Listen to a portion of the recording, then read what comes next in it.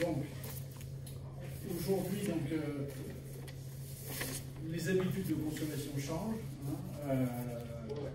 Je pense que c'est la façon dont on se nourrit aujourd'hui, mais il est nécessaire d'oublier tous les schémas et toutes ces habitudes qu'on pouvait avoir. Voilà. Effectivement, on était plutôt dans un menu qui était constitué avec une entrée, un plat de résistance, un dessert, et là, effectivement, avec une jeune génération, en plus, on est en train de complètement bouleverser notre schéma habituel de consommation entre plat, dessert, fromage, c'est en train d'éclater. Ça dépend chez qui. Oui, non, mais Ouais, c'est vrai que ça reste quand même des tendances quoi, qui sont effectivement notées, et en plus l'interprofession appuie un petit peu ce contexte-là par rapport à une étude qui est faite sur les millennials. Les millennials, c'est entre les 18 et 35 ans, qui justement nous interpelle et ce qui nous amène aussi à avoir cette démarche-là sur de la montée en gamme. Parce que une déstructuration un petit peu des repas, c'est vaut mieux essayer de s'adapter. Exactement, et effectivement, déstructuration, et on le voit, il y a un exemple qui est donné que j'ai connu particulièrement dans une de mes vies antérieures, en GMS. 30% du poisson frais se vend en sushi aujourd'hui, et au niveau des rayons poissonnerie, le gros de leurs résultats, de leur valeur ajoutée, ils le tirent du sushi. S'il n'y avait pas le sushi dans certains points de vente, la rentabilité du poisson, ce serait négatif. Donc, il faut savoir. Donc, on va vers une déstructuration et une élaboration qui sera de plus en plus fine pour répondre aux attentes des consommateurs. Et on n'est pas le seul secteur concerné. Exactement, tous les secteurs. Alors là, vous avez des exemples effectivement de ce qui se passe au niveau de la baisse des achats, les données qui sont plutôt structurelles. C'est qu'aujourd'hui, on a au niveau des évolutions de l'achat des ménages, au niveau du frais traditionnel, et sur les différents secteurs, que ce soit la marée, la volaille, et ce qui nous intéresse, les viandes, où on a une baisse en termes d'achat des ménages au niveau du brut traditionnel. Par contre, vous avez regardé, vous pouvez voir aussi que l'évolution au niveau de la partie prêt cuisinée, et la partie très élaborée, prête à consommer, elle se continue à développer, y compris en viande. On est à plus 4,7. On parle juste 1%. Ouais. C'est même, je dirais que si on prend le repère 2018, où c'est une année où on a progressé en termes de consommation de viande. Mais par contre, effectivement, c'est l'illustration parfaite de ce qui est le tableau, c'est-à-dire qu'on a baissé en produits bruts et on consomme de plus en plus de viande sous des démarches préparées ou élaborées en complet. Avec notamment le haché, quoi, qui donne beaucoup d'accélérateur. Le haché, oui, on fait le haché, c'est quasiment 50%, c'est ça, Philippe, de ce qui Alors le haché, maintenant, depuis le mois de juillet, on a dépassé les 50%. On a reçu les dernières stats là, et on reste dans cette même mouvance. Oui, mais il fait envie. Comment parce qu'il fait envie aussi. Oui, qui correspond en plus à un mode de consommation. Culinaire aujourd'hui. C'est ancré qui aujourd'hui. peut nous poser des questions, nous, sur le cheptel allaitant, c'est plutôt sur le cheptel qui valorise les pièces neuves de l'arrière. Et donc, la partie viande pour hacher se fait plutôt sur l'avant, sur tout ce qui est l'épaule, la raquette, tout ça. Donc, c'est ce qui pourrait nous poser des soucis à terme, d'où l'idée, effectivement, de se dire, voilà, il faut qu'on remonte en gamme et qu'on propose à la clientèle en tant que telle un produit de meilleure qualité qui pourra aussi trouver sa valorisation dans le cadre de pièces de la vente, mais voilà, c'est un peu l'objectif qu'on s'est donné par rapport à cette démarche-là. Là, ce qui est rappelé, c'est que le repas traditionnel à table, on prenait le temps de manger, mais c'est plus ça aujourd'hui. Et aujourd'hui, la consommation hors du foyer, pas forcément au restaurant, mais hors de chez soi, au bureau. On a de plus en plus de gens qui mangent au bureau ou se font livrer au bureau pour consommer. Donc c'est la tendance aujourd'hui qui se développe. Plus de 30%, presque un tiers de la consommation se fait hors domicile. Hors domicile. Soit effectivement restaurant scolaire. 30%. C'est c'était une tendance, et là, ça se renforce de plus en plus.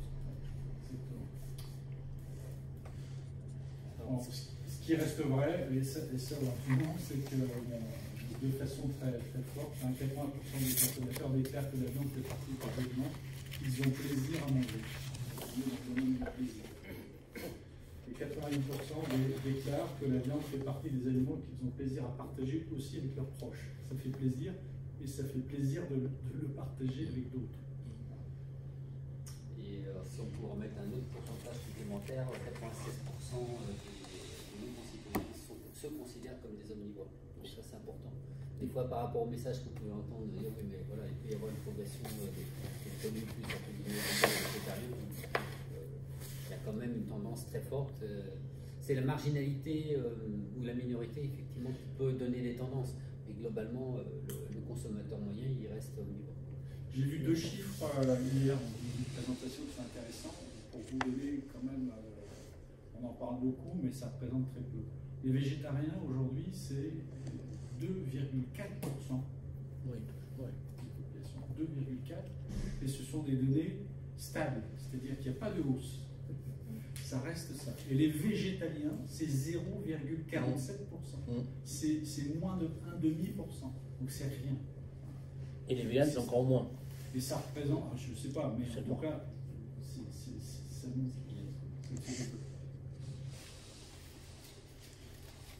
Donc voilà, c'est toujours la viande, c'est toujours un produit qui rassemble, et c'est toujours un produit de partage. Ça, c'est vraiment une des valeurs que nous on essaie de transmettre systématiquement, et c'est une idée de partage de tout ce qui sont de savoir-faire. L'éleveur, il va mettre toute sa passion dans son métier, justement, à produire des aliments de qualité. Et systématiquement, de maillon à maillon, on va se transmettre les savoir-faire. Et c'est ce qui rassemble effectivement les hommes et les femmes autour de ce produit-là. C'est parce que c'est un produit qui a beaucoup de valeur et qui se transmet, alors valeur économique, certes, mais aussi valeur effectivement de. C'est la culture culinaire et gastronomique française, c'est ancré. Et d'ailleurs, les barbecues, ça rassemble. Ah bah c'est clair. Exactement. Et puis les gens sont heureux, ils font pas Alors, la gueule. Et comme on parle des recettes de grand-mère, c'est voilà, le bourguignon, tout ça, c'est ancré dans l'histoire, dans notre histoire culinaire. Donc voilà, c'est dans le cadre de notre label rouge, c'est vraiment de la place pour une viande emblématique, une viande qui réunit, si elle s'inscrit dans les tendances et les codes d'aujourd'hui. Donc c'est vrai qu'au travers du label rouge, on va y mettre aussi un certain nombre d'éléments, je dirais, efficients, éthiques, en tant que sur la valorisation et la qualité du produit.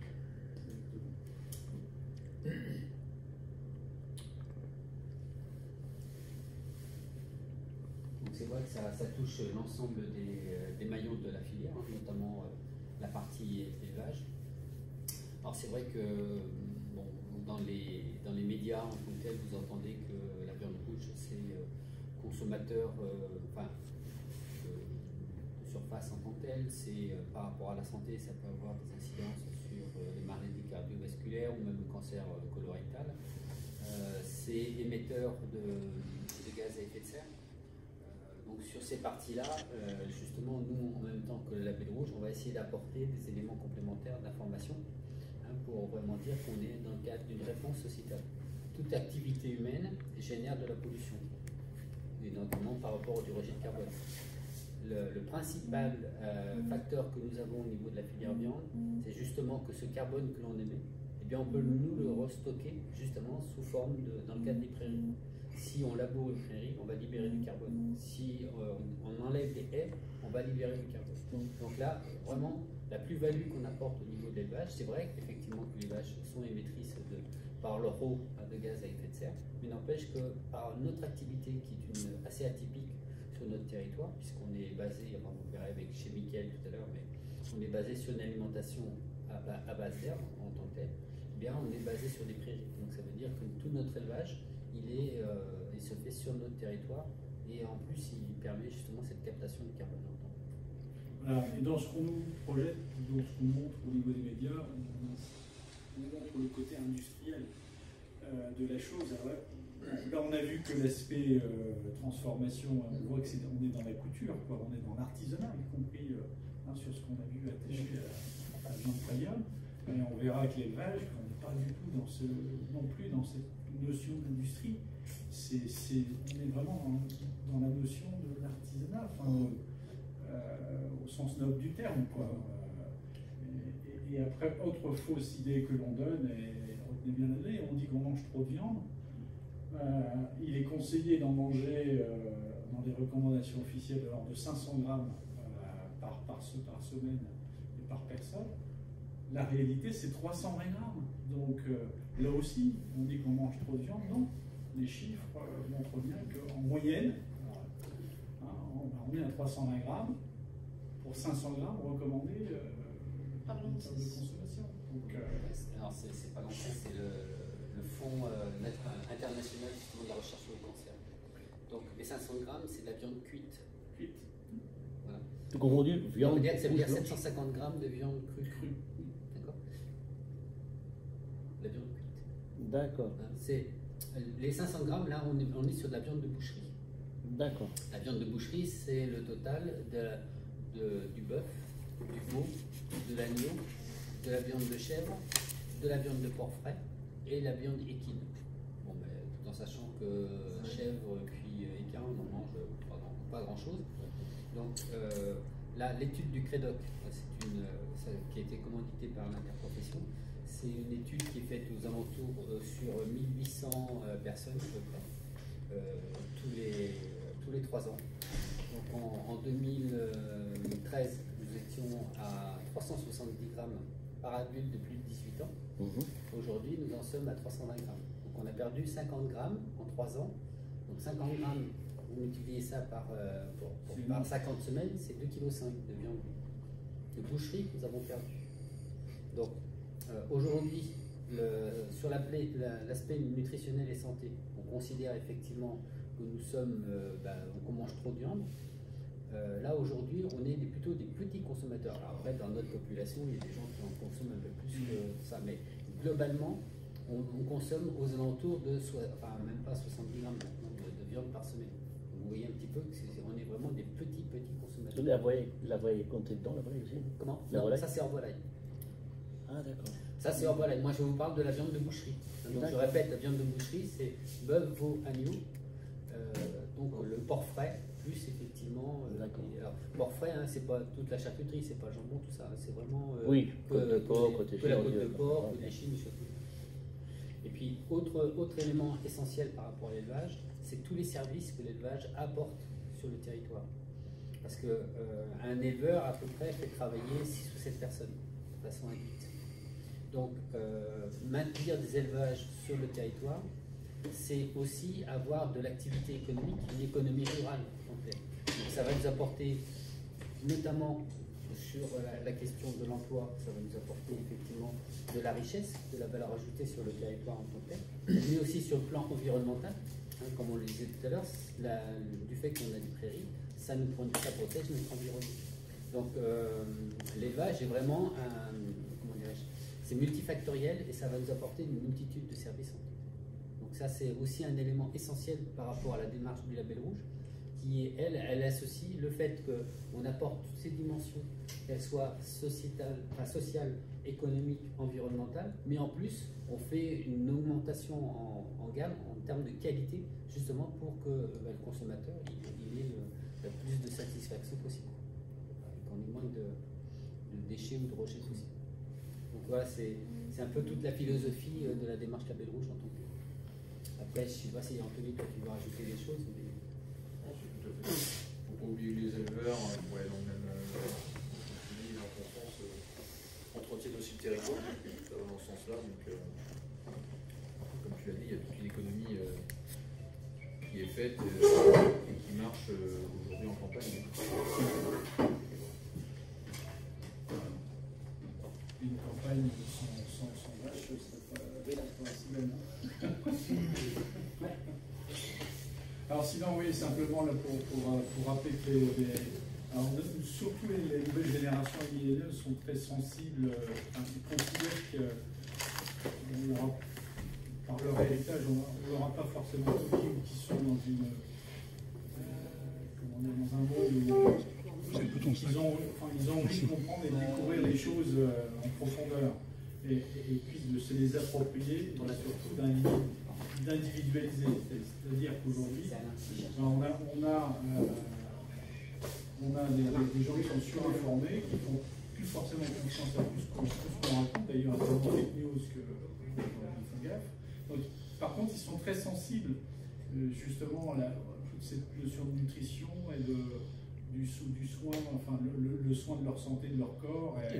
Et donc, tout ce qui est label, le bio, le sans gluten, on voit plein de choses qui se développent, y compris des applications, les Nutri-Score, donc, tout ça c'est important. On va vers cette dimension-là de transparence et puis d'aller vers le plus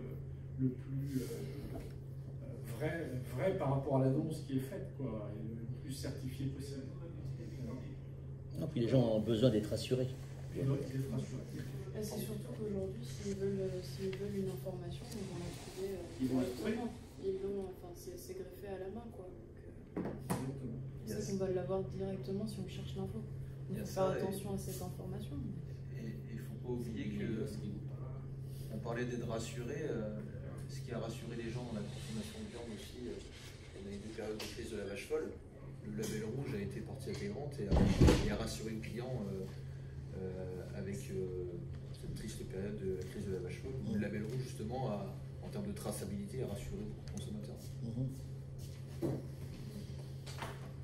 Voilà, là c'est toute cette notion justement du sens, c'est-à-dire que entre ce en quoi je crois, notamment dans le monde de demain et dans le monde dans lequel je vis et celui de demain, et ce que je fais, c'est d'être au plus près, que les deux notions soient le plus proches possible au niveau de l'individu, dans leur comportement.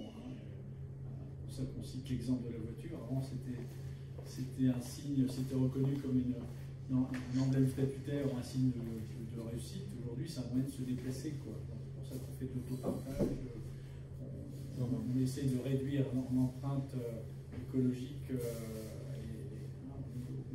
niveau effet de serre par ce covoiturage, tout ce qui se développe en la matière. C'est vrai pour la conso. Non, moi je vois qu'il y a beaucoup d'animation dans la viande. Les gens, tous les week-ends, ils me posent des questions. D'où vient la viande? Est-ce que c'est un produit fermier? Besoin d'être rassuré. Ils ont besoin. Que ça soit d'une saucisse, ça soit d'un n'importe quoi. Les gens ils disent mais quand je vais à Laval, c'est de la Goronais, c'est un petit producteur local. Les gens ont besoin de savoir. Il y a aussi cette dimension-là en plus. Ils veulent savoir si c'est un producteur local. Les gens aujourd'hui, même en viande rouge, disent c'est du local, moi j'achète. Si c'est non, je veux pas, je veux du local.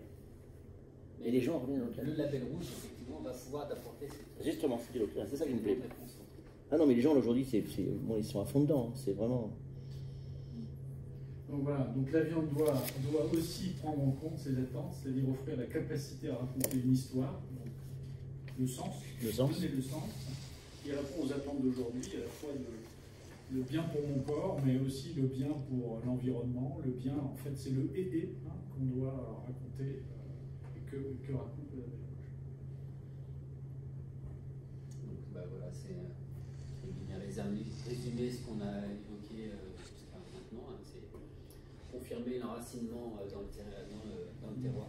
Ça, c'est vraiment, c'est des labels de race ou que ce soit des labels de terroir, d'autant plus. Donc les fermiers du Maine ou les fermiers de Vendée pour chez nous, par exemple, là, on est vraiment ancré dans le territoire.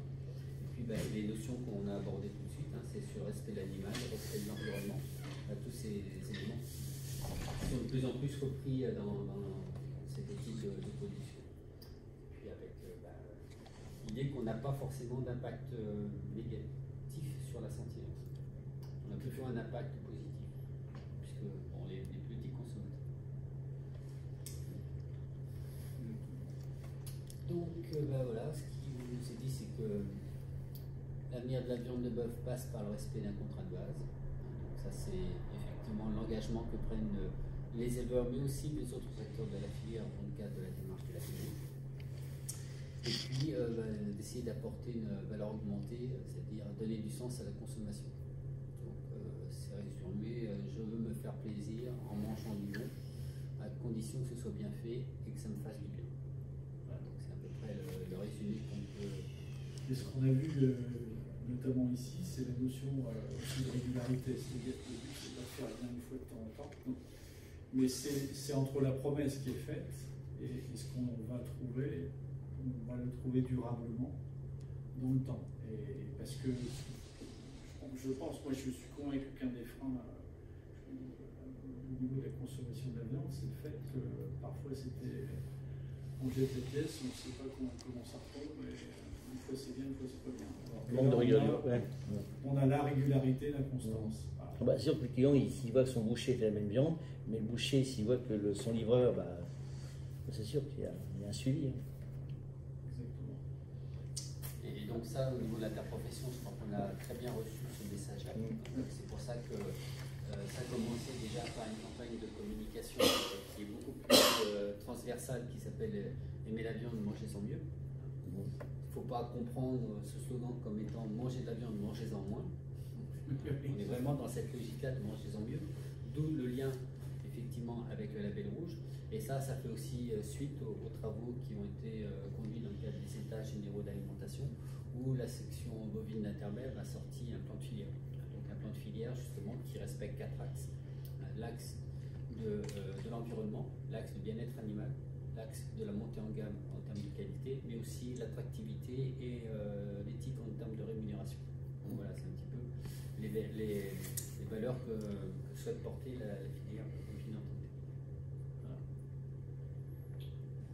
Donc voilà, dans ce plan de filière, il a été identifié le fait de faire progresser le label rouge, parce que ce significiel de qualité, il est connu et reconnu aussi par les consommateurs. Donc il y a une volonté de passer de 3% à 40%. Bon, voilà, c'est un objectif. On y atteindra, on ne l'atteindra pas. Mais au moins dans cette période quinquennale, c'est d'essayer de monter le plus au maximum en gamme. D'où l'importance d'avoir des ambassadeurs qui, sur le terrain, aillent porter ce message-là. Donc d'où l'idée de vous former aujourd'hui ici, que ce soit sur l'atelier de découpe, mais aussi chez l'éleveur. C'est-à-dire vous touchez du doigt un petit peu la réalité, ce qu'on a vu ici, les vraiment valeurs humaines en tant que telles, les valeurs d'artisanat, donc pour produire un mets qui soit à la satisfaction des consommateurs. Donc ce chiffre, aujourd'hui c'est 3%, concrètement. La cible à atteindre il y a 5 ans, pour montrer la direction, c'est 40%. Sachant qu'on peut, d'un point de vue chiffre pur et dur, à partir de 12-15%, un marché devient significatif et perçu comme significatif par les consommateurs. Donc là, on n'y est pas. Aujourd'hui, ce n'est pas encore perçu suffisamment. Donc, quand on aura déjà en chemin passé ce cap des 10-15%, là, on pourra dire c'est significatif, c'est signifiant, et après, on pourra accélérer encore. Et la qualité restera la même après? Oui. Le potentiel, il y a un potentiel. Il y a le potentiel pour. Aujourd'hui, on verra ces chiffres-là, mais il y a 15 000 éleveurs qui aujourd'hui font du label, et ça peut, si je ne me trompe pas dans les chiffres, mais ça doit être ça. Et le potentiel est encore plus important. Le socle de cahier des charges ne changera pas, même si demain on triple les éleveurs. On a un cahier des charges qui est en place depuis des années. Et aujourd'hui, les 15 000 ne valorisent pas l'intégralité de leur production dans le cadre du label. 30%, ça reste de la niche de marché, donc du coup, ne pas prendre des labels. On sait à peu près combien il y a de pourcentage de Français qui connaissent la marque, la label rouge? Oui, c'est quasiment en spontané 95 ou 94%. C'est le label le plus reconnu. C'est des qualités qui sont là. Parce que la publicité à la télévision, on n'en voit pas beaucoup de label rouge, on ne voit pas beaucoup de publicité. Mais ils connaissent de bouche à oreille, c'est ça? Ça existe depuis tellement longtemps. Je sais bien. Et c'est tellement associé pour le consommateur à une notion de premium et de qualité supérieure. Aujourd'hui, en spontané, ils vous disent à 95% que c'est. Ça a plus de 50 ans. Oui, plus de 50 ans, des années 60. Label rouge, c'est vraiment c'est la marque française. Le label fédérateur autour de la notion de qualité supérieure. C'est pour ça que c'est le bon véhicule pour rassembler et fédérer effectivement les vins de qualité supérieure. Et bleu blanc clair, ça remonte? Bleu blanc cœur, je ne sais pas les chiffres. Bleu blanc cœur, non, pour l'instant pour moi c'est quelque chose qui stagne un petit peu. Ça, Il n'y a pas trop de communication dessus. Le groupe Nestlé qui s'y est lancé là-dedans avec le lait n'arrive pas à maîtriser toute la chaîne comme ici avec à savoir 1 litre de lait, est-ce que celui-là il appartient à tel ou tel agriculteur, il y a un problème de droit à l'image et tout. Donc c'est pour ça qu'on leur a demandé de retirer la photo de l'agriculteur. Parce qu'ils nous disent que 1 litre de lait vient de tel département, on leur dit comment le certifier. C'est pour ça qu'on leur a demandé de retirer l'image de l'agriculteur sur le lait. On a terminé à peu près Oui, le contexte. On va essayer d'aborder effectivement le cahier des charges de la démarche Belle Rouge. Donc le contexte, voilà, vous l'avez bien perçu, ça montre d'où on vient, où on veut aller, le besoin exprimé par les millennials et les jeunes générations qui veulent qu'on les rassure, qu'on donne du sens, qu'on leur raconte une histoire vraie, de vraies personnes qui élèvent. C'est pas d'industriel déshumanisé, hein, c'est pas une industrie, c'est vraiment de l'artisanat, hein, vous l'avez perçu, et c'est de l'éleveur jusqu'effectivement au transformateur. Puis on va rentrer dans le cahier des charges. Voilà. Et donc la grande notion, et je parle sous l'autorité d'Anthony, c'est vraiment la qualité supérieure. Et ça, c'est vraiment la chose qui différencie, je dirais, le label rouge des autres démarches en tant que telles. C'est que là, effectivement, on met tout en œuvre pour que la qualité qui soit proposée au consommateur, elle soit vraiment de qualité supérieure. Alors, je fais une petite parenthèse qui n'est pas nationale, qui est plutôt au niveau des Pays de la Loire. Les 6 faux filets que vous avez vus là, qui sont positionnés, c'est justement, nous on veut faire une expertise justement pour vraiment apporter des éléments complémentaires justement sur le label.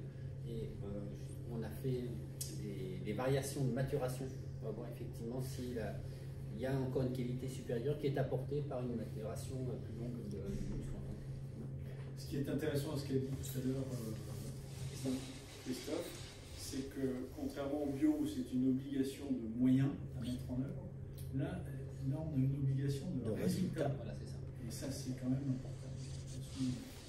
Parce que définitivement, au niveau des ODG, on a des obligations. Il y a des tests, on en parlait tout à l'heure, objectifs qui sont faits tous les 2 ans dans chaque OTG pour comparer une viande label à une viande, en l'occurrence la nôtre, à une viande industrielle, avec différents points qui sont mesurés. Voilà.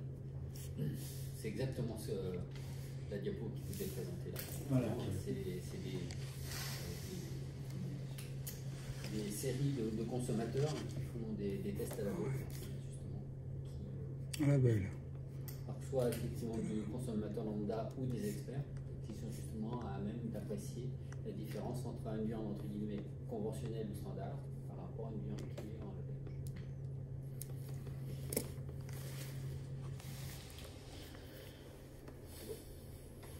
Si vous avez des questions, N'hésitez pas. on a un éminent spécialiste qui s'appelle Anthony. Donc des conditions concrètes effectivement en matière d'élevage. Donc un exploitant n'engage pas l'ensemble de ses animaux dans des démarches label rouge en tant que tel. Et en plus, nous ici on est vraiment sur des femelles, enfin des femelles, aussi on est sur des femelles, et sur des races de qualité bouchère. Bon, là, vous avez à peu près les 10 plus grandes races qui sont représentées. Et après, vous pouvez avoir aussi des typicités locales, comme par exemple chez nous, on peut avoir la maraîchine ou même la saunoise. Mais là, on n'est pas dans les marches label rouge en tout cas. Mais ici, vous avez effectivement ces 10 races-là qui nous servent de support pour mettre en œuvre la démarche label rouge. En race pure. Alors ça, c'est aussi une particularité de notre pays. C'est-à-dire qu'on a des éleveurs qui ont souhaité toujours conduire leurs troupeaux dans une démarche raciale. Pourquoi? Parce que quand on a une race spécifique, où les caractéristiques sont bien définies en tant que telles, c'est plus facile d'apporter de la sélection et l'amélioration génétique par la génétique en tant que telle. Et donc le fait d'avoir des races pures, chose qui nous est un peu, qui est recherchée par d'autres pays, puisque des fois on expédie aussi des carcasses de jeunes bovins sur l'Allemagne, l'Italie ou la Grèce. Et bien ça, c'est des choses qu'ils recherchent parce qu'ils savent effectivement qu'au travers de la viande d'un jeune bovin charolais ou d'un jeune bovin viande d'activité, on va retrouver des caractéristiques et des spécificités. Vous connaissez ces races-là? Limousine. Limousine. Il n'y a pas que les limousines. Hein. Oui, il y en a d'autres, moi je connais pas. On a vous avez peut-être ce jeune homme ou pas? Ah oui. C'est où déjà? Tarbes, oui, là-bas. Sachant que les trois premières, vous les connaissez, hein, ça va être surtout la charolaise, la limousine et la blonde d'Aquitaine. Ces trois-là sont les plus importantes en termes de production. Pays de la Loire, 38% de charolaise, quoi. Mais la plus connue, c'est la limousine, je crois, non? Non, c'est pas. Je sais pas de. Les trois, ouais. Chez nous, voilà, si on va dans le nord des Pays de la Loire, hein, le nord-ouest des Pays de la Loire, la Rouge des Prés, c'est quand même une race très près du monde.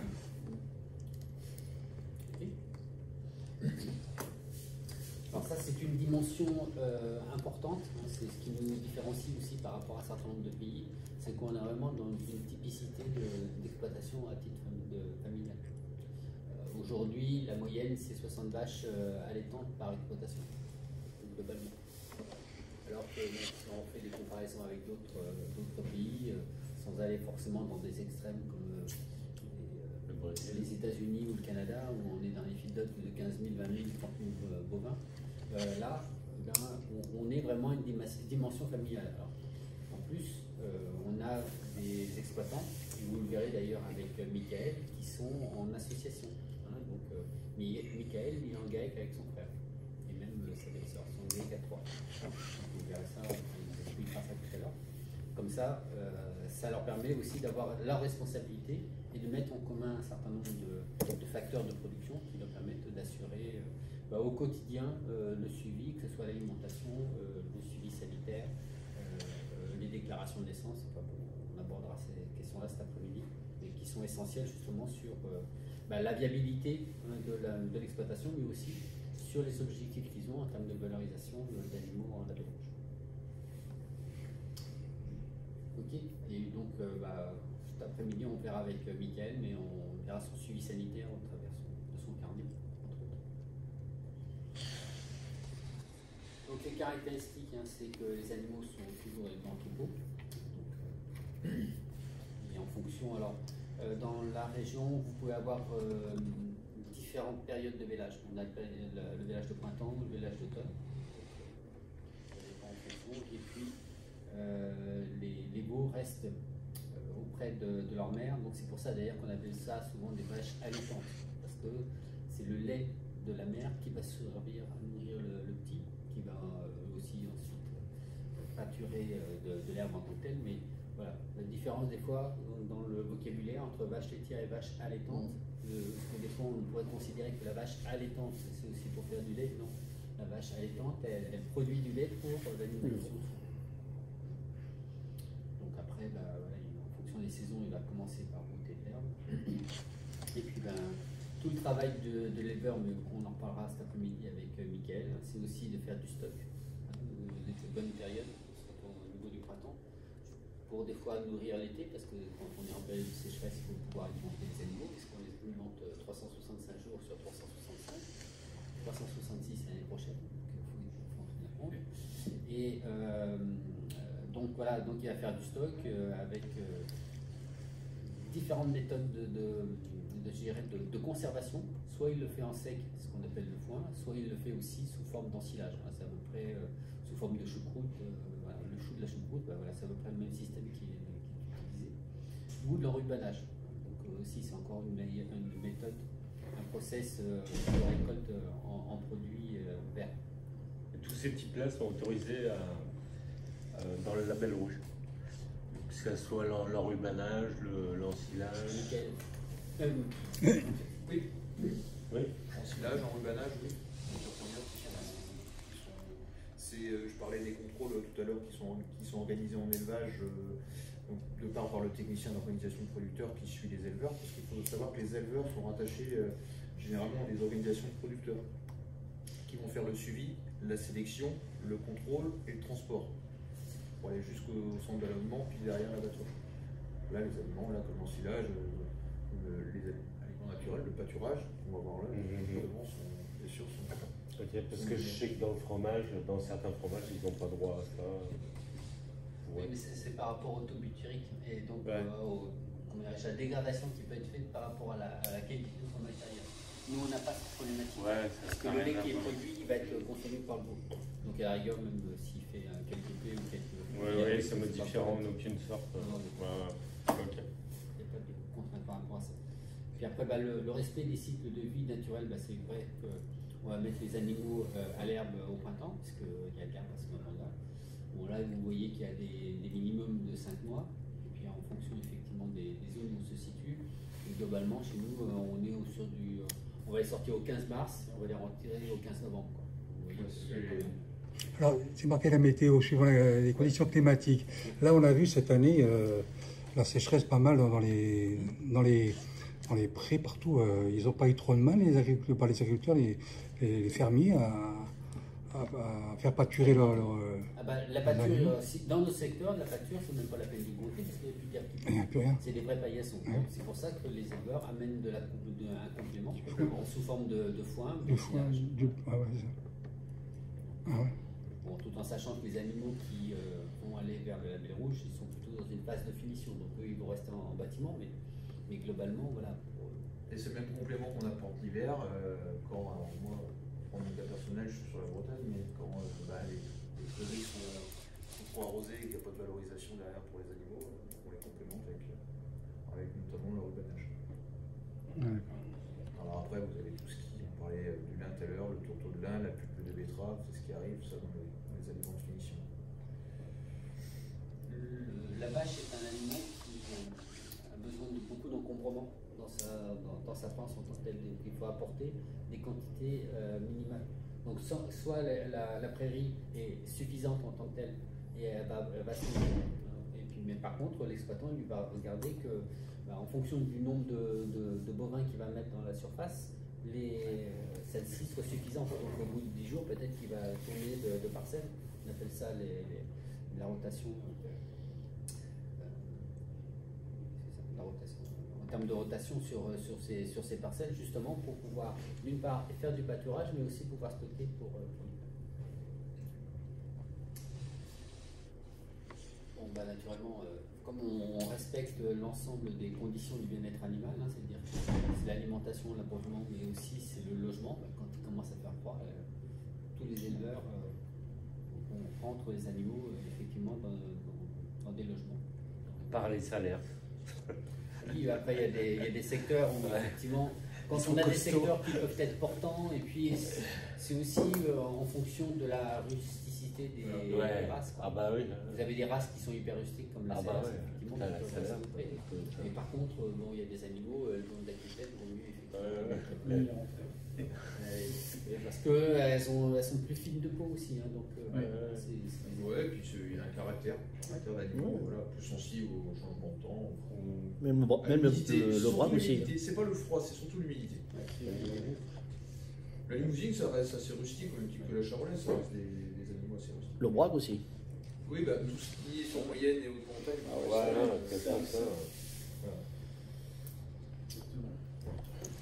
C'est impressionnant quand même, la rusticité qu'elles ont. Ah oui. Les vaches accordéons, Elles se débrouillent toutes seules pour véler. C'est vrai, elles ont des qualités de fou, il paraît. Puis c'est une bonne viande. Ok. Ah oui, alors ça c'est un élément essentiel qui vraiment nous caractérise, c'est vraiment l'alimentation à partir justement de l'autonomie fourragère, donc de l'exploitation. Donc on a globalement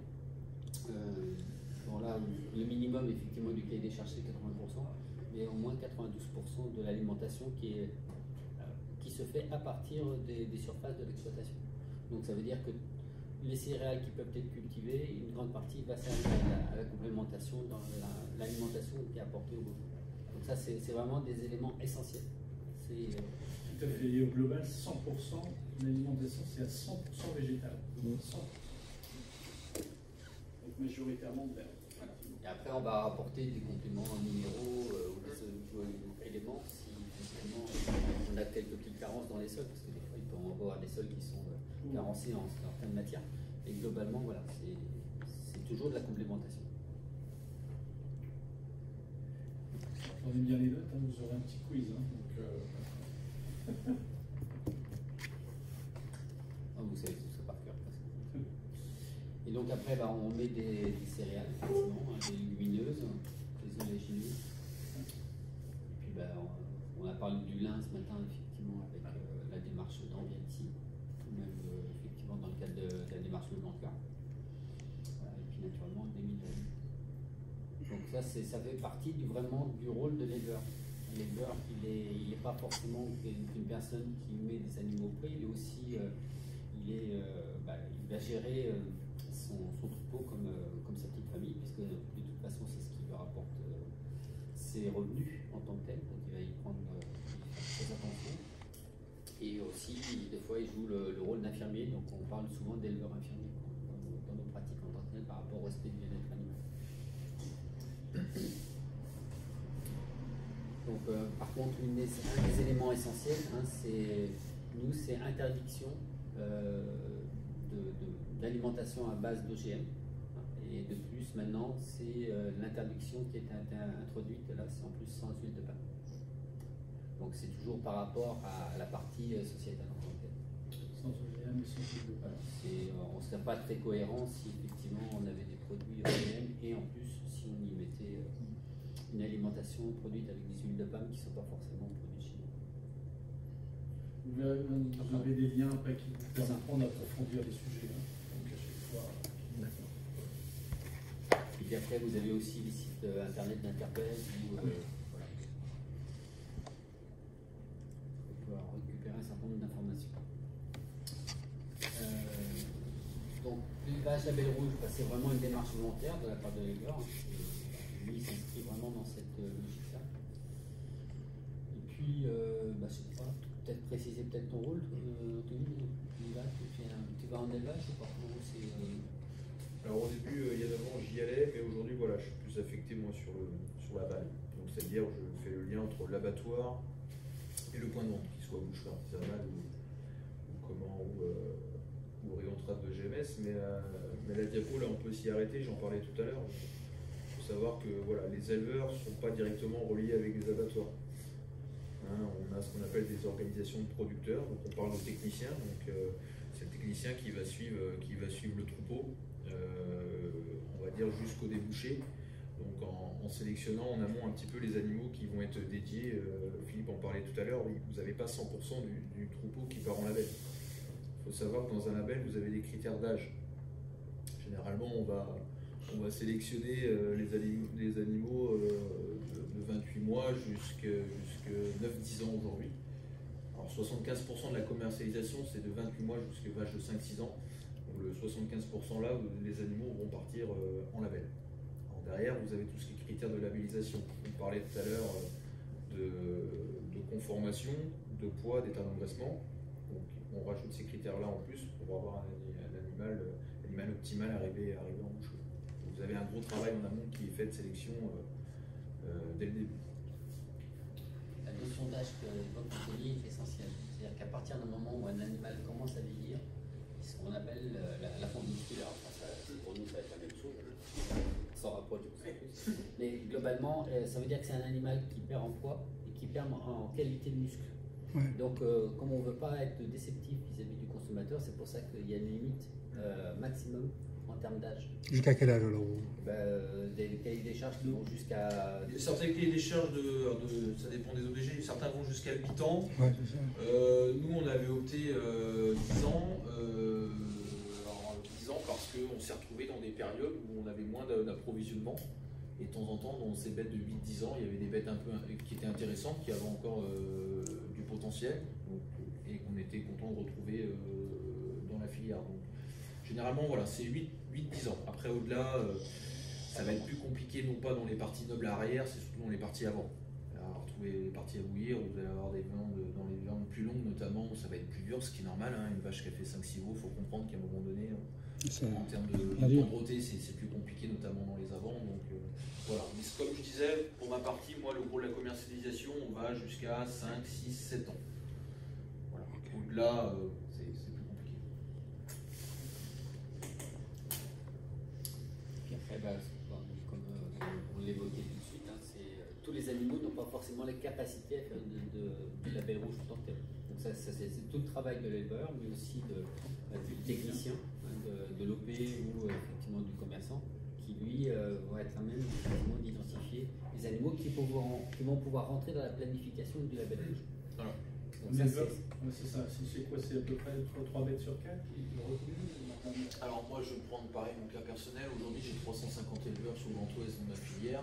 350 éleveurs, on fait 3500 animaux à l'année qui partent en label. Ça va vous faire 8-9 animaux par éleveur. C'est pas trop mal.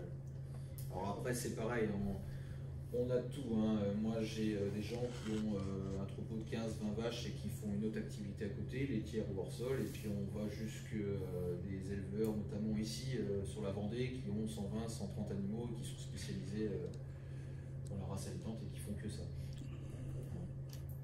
Et parce qu'ils ont la génétique, parce qu'ils ont effectivement les animaux qui correspondent à ce marché-là.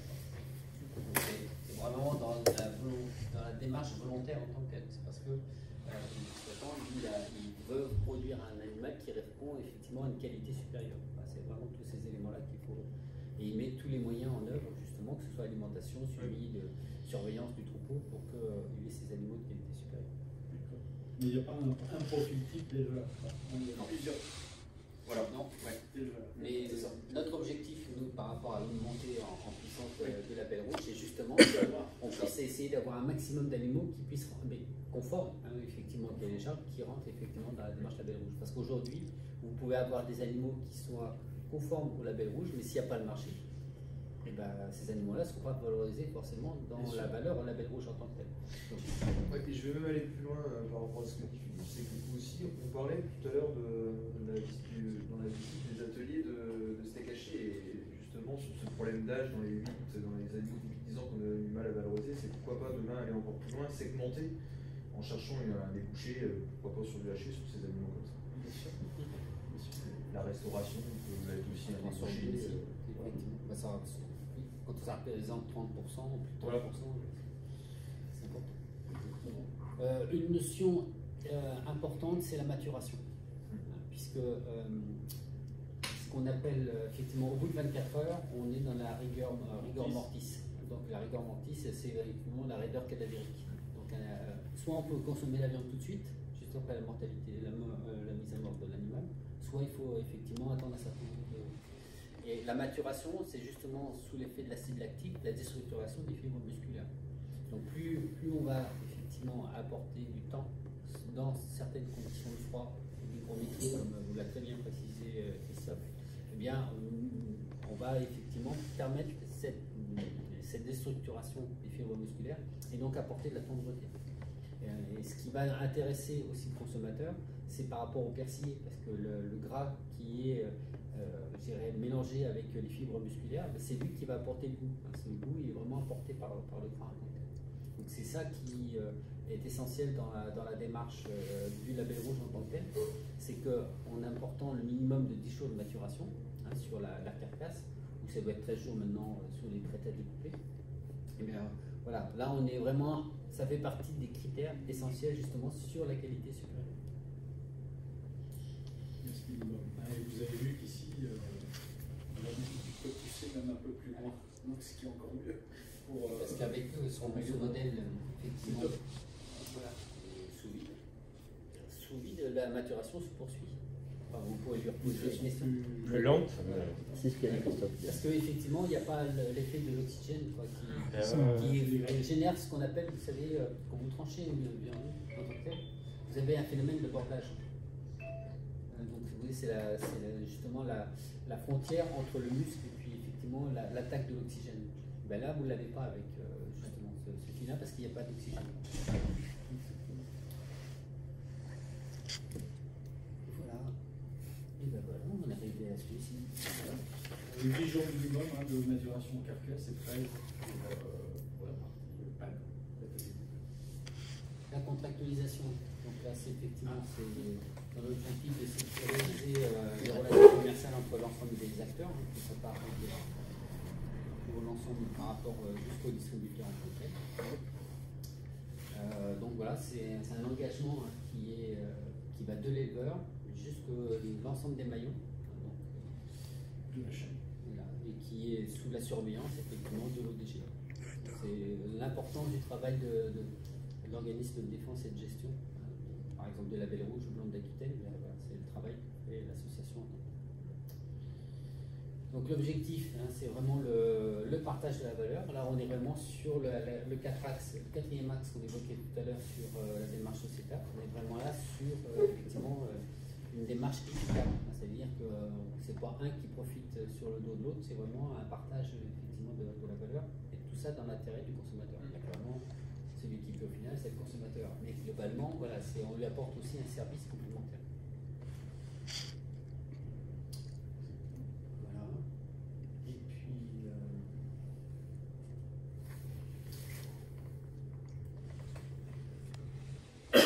Donc là, aujourd'hui, c'est vrai qu'on n'a pas les 3%. Alors, on n'a pas forcément de tirage de la démarche Label Rouge. Le pari en tant que tel, ce qui n'en est pas un, mais d'essayer de monter en gamme en tant que tel, c'est mettre en place une campagne de communication promotionnelle. Donc aujourd'hui, vous avez un type de communication qui est une communication transversale et plutôt avec un financement pour l'ensemble des labels rouges. Donc voilà, si vous entendez de temps en temps effectivement une communication label rouge sur les viandes de label rouge en tant que tel. Et là en plus, l'interprofession jaune bovine va mettre en place une communication spécifique à partir de la mi-novembre. D'où l'importance de votre rôle, c'est-à-dire qu'on va faire le lien entre la communication qui sera radio, qui sera aussi dans la presse, qui a commencé déjà dans la presse, papier, et justement par rapport à votre mission, justement pour dire aux consommateurs, allez-y, vous n'avez pas de crainte à avoir, consommer de la viande dans label rouge. Parce que tous les bouchers n'ont pas le label rouge. Non, voilà. Ça fait partie de votre mission. Voilà, c'est ça. Exactement. Ouais, moi où j'habite, ils n'ont pas tous la marque label rouge. L'idée, c'est que au travers du message que vous allez porter vis-à-vis des gens, alors il y en a qui sont déjà dans la démarche label rouge, l'idée c'est de les conforter dans cette démarche-là. Et puis même de leur mettre la PLB, si je viens. Leur faire goûter, leur faire. Et puis après, il y a tous ceux qui ne sont pas, qui là où effectivement il va falloir leur raconter une histoire, mais leur histoire vraie de ce qui se passe sur le terrain, de ce que vous avez pu voir ici dans l'atelier de découpe, mais aussi ce qu'on verra cet après-midi, pour dire voilà, le label rouge, vous pouvez y aller, les yeux garantis. Toute une dynamique, on voit, vous aurez dans les premières tournées ambassadeurs qui vont se faire, on a à la fois des GMS et tout de suite, après, des artisans bouchers. Dans les GMS, vous allez visiter des carrefours et des U qui, eux, ont décidé de s'engager, qui le sont déjà pour une partie. Je vois dans les 150, dans les 140, les 150 carrefours que vous allez visiter, il y en a déjà 70 qui sont engagés sur les GMS. Donc vous allez tenir plus un discours d'accompagnement avec les 70 qui sont déjà convaincus, il n'y a pas besoin de les convaincre. C'est de dire, moi je vais vous aider pour aller pousser le bouchon beaucoup plus loin pour que ça prenne auprès de vos consommateurs de façon plus forte. Et après, vous en avez quand même 80 qui aujourd'hui n'en ont jamais vendu. Mais par contre, ils vont basculer en label rouge sur leur trade. Donc vous allez expliquer toute la démarche complète. Donc il va falloir aussi légitimer. Parce que le risque, c'est que le boucher, qui a aussi son caractère, et ça m'est imposé par ma centrale, mais si on ne lui donne pas le sens, vous allez porter le sens. C'est ça. Et raconter l'histoire. C'est ça le boucher. Dans les artisans bouchers que vous irez voir, il y en a à peu près deux. Vous ne pouvez pas voir, vous, les 250 qui seront à visiter dans un premier temps. C'est les 20, je veux dire, l'ensemble des ambassadeurs qui ont été retenus. C'est des gens qui nous ont dit, nous bouchers, on est intéressés par ça. Mais venez nous expliquer, venez nous raconter. Et je pense qu'ils seront eux-mêmes ambassadeurs vis-à-vis de leurs fournisseurs, qui effectivement leur livrent pas ou le produit, ou qui parce qu'ils n'avaient pas eu la demande, mais ils vont être aussi prescripteurs. C'est-à-dire que quand vous les aurez convaincus du bien fondé de la démarche, ils vont faire pression positive auprès de leurs fournisseurs pour obtenir le produit. Et souvent, et vous le verrez chez les artisans bouchers, on a ce que j'appelle des faux réfractaires. C'est-à-dire c'est des gens qui travaillent avec les éleveurs locaux. C'est-à-dire que c'est pas antinomique, au contraire. C'est simplement que ce lien de fidélité qu'ils ont avec leur éleveur local via leurs fournisseurs qui leur livrent après le produit qui aura été transformé, mais il existe et ils veulent le maintenir. Il suffit simplement que l'éleveur à un moment donné soit converti au label rouge. Mais ça va continuer, la relation va durer. Ils veulent faire durer la relation, mais elle devra s'inscrire, cette relation, dans le cadre du socle du label rouge. C'est ça.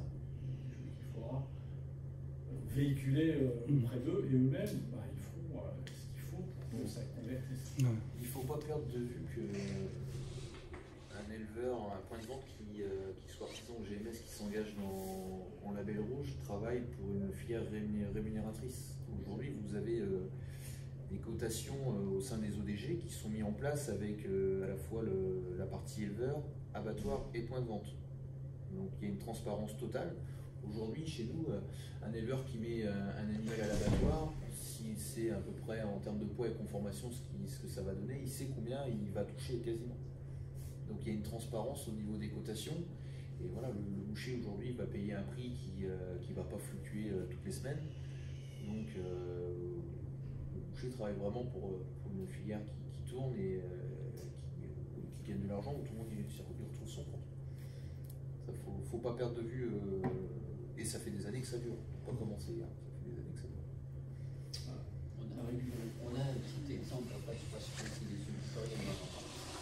Il y a un élément essentiel, c'est effectivement sur la régularité de l'approvisionnement. Anthony en parlera beaucoup mieux que moi, mais il faut savoir aussi que l'exploitant, quand il va engager un animal, il ne va pas le sortir au bout de 8 jours. Il y a toute une période de finition qui est au minimum sur la période de finition de 4-5 mois. 4-5 mois. Voilà.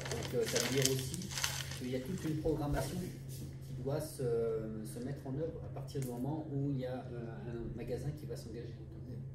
Donc voilà, c'est aussi des éléments qui font que dans cette chaîne, on est vraiment dans une chaîne de valeur et qui va commencer dès l'exploitant, qui va lui déjà engager une planification de son animal qui va rentrer dans le marché. Et ça va être que sur les carrefours ou sur tous les supermarchés Toute enseigne confondue. Toute enseigne confondue, à des rythmes différents et avec des consignes qui pourraient être aussi différentes d'une enseigne à une autre. Mais ça, le but, comme vous avez vu, ici on est dans le cousu humain, et il y aura du cousu humain qui sera fait en fonction des enseignes. Sachant quand même globalement dans le socle, mais qui répond à ce qui est fait en termes d'élevage et aussi de process, on le voit ici, c'est qu'il y a de plus en plus, pour répondre aussi à la demande des consommateurs, les distributeurs sont là pour vendre des produits qui sont élevés, produits fabriqués, et de plus en plus à proximité de l'endroit où ils sont consommés. Donc il y a une vraie demande aujourd'hui transverse enseigne, de retrouver des produits, je dirais presque élevés, abattus, à proximité de là où ils seront consommés. Donc cette demande de proximité, de régionalité, de local, de locavore, c'est une tendance de fond. Ça se développe de plus en plus. Parce que la Belle Rouge, on le voit partout, on le voit Leclerc, on le voit Intermarché, on voit Marquette, on le voit Sentier. Et puis vous avez une tendance aujourd'hui de positionnement, c'est-à-dire que vous avez des rayons 30 de magasins qui se positionnent sur du label rouge, donc plutôt vers du haut de gamme, avec un rayon libre-service, voilà, diversifié pour une autre clientèle, où on va peut-être trouver plus du JB, de la vache laitière, et un positionnement haut de gamme sur le rayon traditionnel pour se diversifier aujourd'hui. Tous ces relations elles font l'objet d'un contrat. Hein. Le contrat, il n'est pas pour effectivement figer des choses, il est là pour justement accompagner la vie et les relations commerciales entre les différents partenaires. C'est vrai que l'interprofession a sorti un guide de contractualisation qui aujourd'hui est à l'extension au niveau des pouvoirs publics. Pour l'instant, il n'est pas encore étendu, mais ça c'est l'objectif justement pour qu'on ait cette démarche vertueuse sur. Le contrat, il fait partie intégrante de la traçabilité aussi. Oui. Voilà. Ça fait partie, souvent quand on parle de contrat, ça fait tout de suite peur. Il ne faut pas oublier qu'un magasin ou un artisan est maître chez lui. Le contrat, il est garant un petit peu de la traçabilité du CGO que vous allez avoir, qui va présenter la carcasse devant le client, tout le pédigré de la carcasse. Le contrat, il fait partie un petit peu de cette chose-là aussi. Il scelle le lien avec entre les parties. Voilà. Entre les parties, et il sécurise côté approvisionnement le point de vente, mais il sécurise l'éleveur sur sa mise en finition. D'accord. Voilà, c'est gagnant-gagnant. On a le produit, et si on a le produit, c'est parce qu'on l'a mis en élevage, en finition. D'accord. Voilà, donc là, vous avez effectivement les 4 ou 5 points qui sont retenus. Qui sont importants. La durée minimale du contrat, c'est 1 an. Respecter le cahier des charges label rouge. C'est l'engagement mutuel sur des volumes prévisionnels. C'est quoi mon besoin, moi, distributeur, et en face du besoin du distributeur et du boucher, voilà ce qu'on met en finition. C'est la prise en compte d'un indicateur de coût de production dans la détermination du prix. C'est-à-dire que, effectivement, c'est pas l'offre et la demande, c'est vraiment quelque chose qui est. On part pas de la, comment dire, on part du début, quoi. Hein, pour mettre en production, ça coûte autant, finir, ça coûte, et pour pouvoir faire ce travail-là, il doit être rémunéré. Donc, on part du bon bout, je dirais. On part du début pour arriver à l'avant. On part pas. C'est pas du hasard. D'accord. C'est pas le prise en compte d'un indicateur de coût de production et contrôle de la bonne application d'un accord interprofessionnel par un organisme tiers. Hein, donc il y a bien des contrôles qui sont faits en la matière. Il peut être l'ODG, qui effectivement contrôle. C'est pas des contrôles qui sont intrusifs en tant que tel. Non. C'est ça. Non, mais c'est ça qu'il faut dire aussi auprès des. Voilà. Il ne faut pas oublier que c'est l'ODG qui choisit l'organisme certificateur. Tout cahier des charges a un organisme certificateur qui veille, et c'est normal, au bon fonctionnement du cahier des charges. De l'éleveur jusqu'au point de vente. Voilà. Et souvent, on a une délégation, les organismes certificateurs peuvent déléguer aussi les ODG, donc en l'occurrence moi, pour aller faire aussi les contrôles en point de vente. Et les contrôles en point de vente, ça va être quoi? Ça va être voilà, bien montrer que sur l'affichage sous vos pieds de prix, c'est bien de la viande label, contrôle de facture, de CGO, si les CGO suivent bien les carcasses. Hein. Alors on demandera à l'artisan ou à la GMS de garder ces CGO sur une durée, généralement c'est 2 ou 3 ans, de les archiver. Voilà, l'utilisation de la PLV, comment elle est utilisée, on veille au bon fonctionnement sur l'ensemble de la filière. C'est plutôt un accompagnement de la part du magasin effectivement à cette notion de contrôle. Donc le contrat doit exister. Vous verrez dans votre, on ne va pas l'aborder là, mais vous donnera la précision, mais il y aura c'est l'ODG qui signe avec le point de vente effectivement le contrat, l'acte formel de contractualisation. Par contre, vous aurez dans votre rôle, en fonction effectivement de la race qui sera retenue par le boucher pour travailler effectivement sa viande label rouge, d'orienter vers les ODG qui peuvent y répondre. Sans aller jusqu'à dire qu'il faut travailler avec tel ou tel ODG. Non, vous devez être très neutre là-dessus, c'est répondre aux besoins du magasin. S'il veut travailler le boucher de la Viande d'Aquitaine et qu'il y a 2 ou 3 ODG possibles, ben vous lui dites qu'il y a 3 ODG possibles, voilà ce qu'elles sont. Et après, l'ODG fera le travail d'aller vers le point de vente. Elle aura l'information que vous êtes passé, elle saura que vous y êtes allé, que le magasin est sensible, est intéressé pour travailler sa Viande d'Aquitaine. Et après, voilà, l'ODG DG fera le travail d'aller jusqu'à cette démarche de contractualisation. Dans votre petit parcours, on s'est attardé sur une petite approche économique, parce que c'était peut-être un argument important ou essentiel, complémentaire par rapport au discours, mais effectivement sur la création et le partage de la valeur en tant que telle. Donc,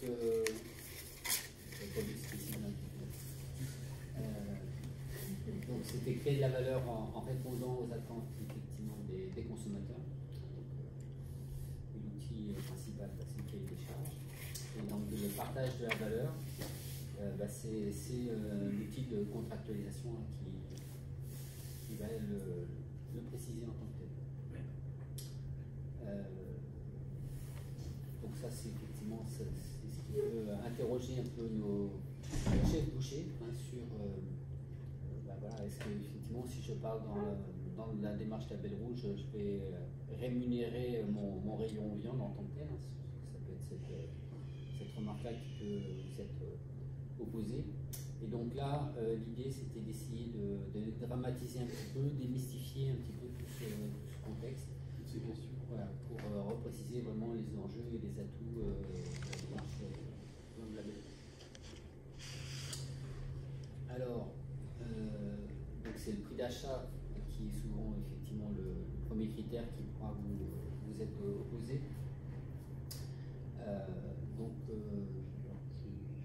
Ouais, c'est souvent. Mais en fait, ce qu'on se rend compte, c'est que sur les bougies traditionnelles, ils travaillent déjà avec des races à viande. Quoi. Et on est souvent sur ces traditionnels, sur déjà des viandes de qualité supérieure. Donc la marche à gravir entre ces races à viande et le label rouge, en fait, elle est faible. Le supplément de prix pour rémunérer tout ce niveau de service de contrôle, il est quand même assez marginal. Donc c'est surtout ça qu'il faut insister avec les points. Donc là, vous avez un petit témoignage qui dit que c'est à peu près entre 40 à 70 centimes par kilo. Voilà. Christophe, tu confirmes? Donc c'est quand même pas, franchement...